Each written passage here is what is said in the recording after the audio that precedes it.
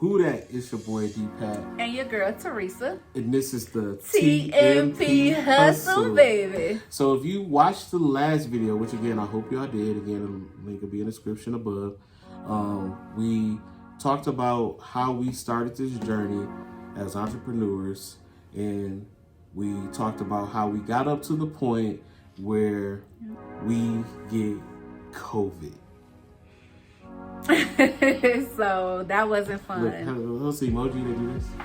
Yeah, that was all jokes aside, that was the worst experience that we have ever encountered. We actually had COVID, and I took him to the hospital. I just took him to the hospital, and he was like, I think you had a pain in your side. Yeah, he had a pain in his side. Yeah. And he was like, baby, I'm feeling pain. So I take him to the hospital, and I was like, well, let me get tested too. So I get tested. Next thing you know, they call us the next day. They were like, you both have been diagnosed with COVID.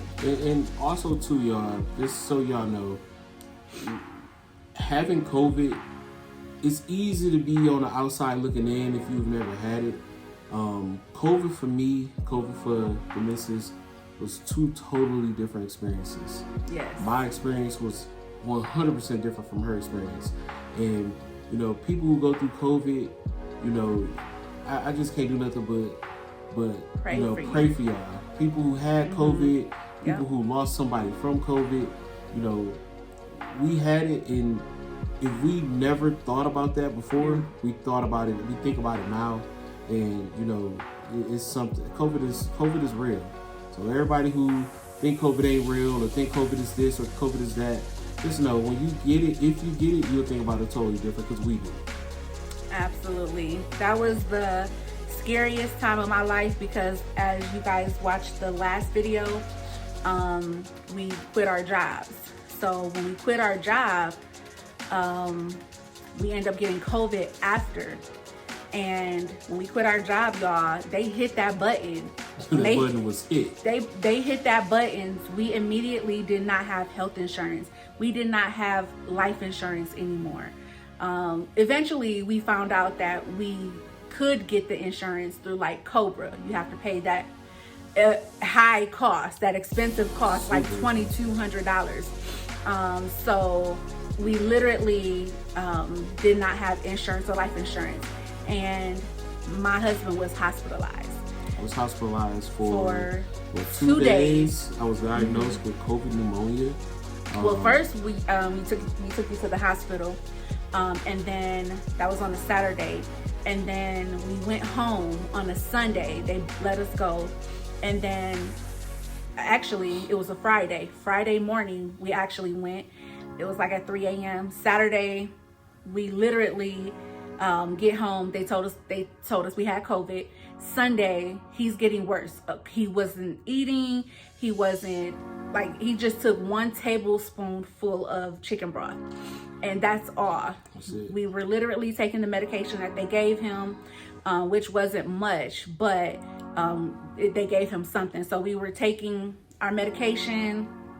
We sent our son with his granny and my aunt. And next thing you know, Monday comes, and I had to take him back to the hospital. And I wasn't feeling good myself. So I had to take him back to the hospital knowing that I wasn't feeling good. So just imagine having to take your husband, your spouse, your loved one to the hospital and not knowing when they're going to come back home or whether or not he's coming home at all. When I talked to the nurse, although I had COVID, I promise you, I was literally just worried about him. I had fevers. I was like, I'm taking my Tylenol. I had headaches. I couldn't eat. I didn't have a sense of smell or taste, but it wasn't nearly as bad as his. He literally could not talk. He couldn't eat. He didn't eat. He had fevers. It was, he had shortness of breath. It was all bad. Blood oxygen level like that, like a 72 or something like that? 82. It was 82. 82. Yeah. 82. And they told me as soon as it gets down to 90, bring him in. And then I was playing around with it, not intentionally, but I just didn't want to take him to the hospital. It was at a 90, and then it was at 89. I was like, okay, it's borderline. And then the next hour, it was at 82. I'm like, fuck this. I'm taking you to the hospital. Like, I can no longer care for you. And he was like nervous, and I was like scared. I was crying because I didn't want to take him to the hospital and then didn't know when he was coming back home. So I took him to the hospital, and the nurse literally told me, oh, he's gonna be in here, you know, for God knows how long. Like, she just was real dramatic with it, which I'm not mad about. But like, the fact that he came home in 2 days was a blessing. And as bad as it was, I'm just thankful he just didn't need the ventilator. I mean, every day while I was in the hospital, all I could think about was life and death. You hear stories about people who don't make it out the hospital, people who don't make it. And my motivation was to get back to my family. I'm like, I gotta get back to my family. That's it. Yeah. So I'm literally calling 3 times a day, making sure he take his medicine. I was making sure he was eating, because in my mind, he hasn't eaten in like 2 to 3 to 4 days. Like, when is he gonna eat? But now he's at the hospital, he's getting the nutrients that he needs. And literally, I wasn't gonna take him until I talked to my mom. She was like, honey, you need to take him. You can't give him the nutrients the hospital can give him. And I literally just broke down because I could not care for my husband. And if y'all know me, I'm taking care of him to the day I die. I don't play about him at all, and I could no longer take care of him. So that literally just made me feel real helpless.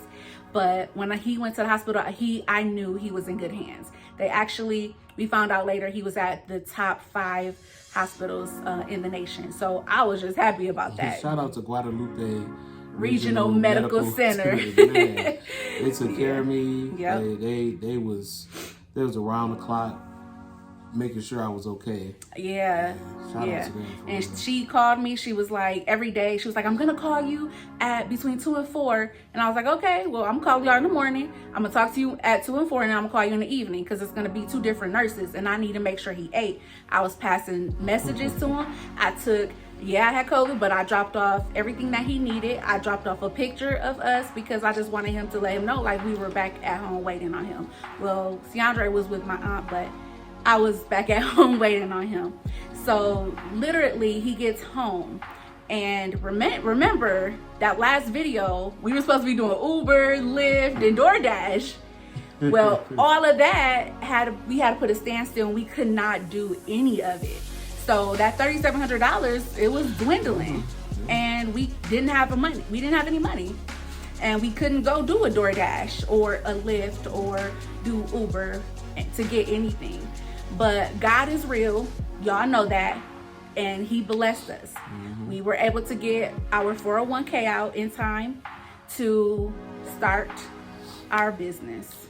And on that note, y'all, again, I want to keep these videos as short as possible. So stay tuned for the last video, part 3, where we talk about the journey after COVID, taking y'all through the final steps of our progress into entrepreneurship. Again, this is your boy D-Pad. And your girl Teresa. And this is the TMP Hustle, baby.